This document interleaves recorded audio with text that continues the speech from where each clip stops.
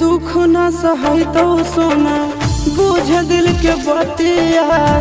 काट ले बुझना गीतो देखी के सुरतिया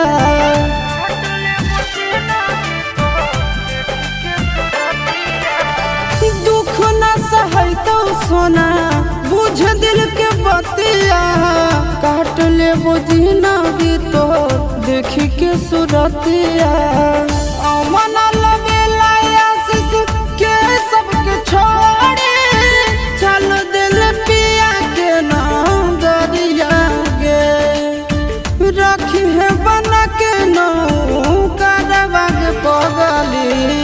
ले ले चल साथे ससुररिया गे रखी है बना के नौकरवा के पगली।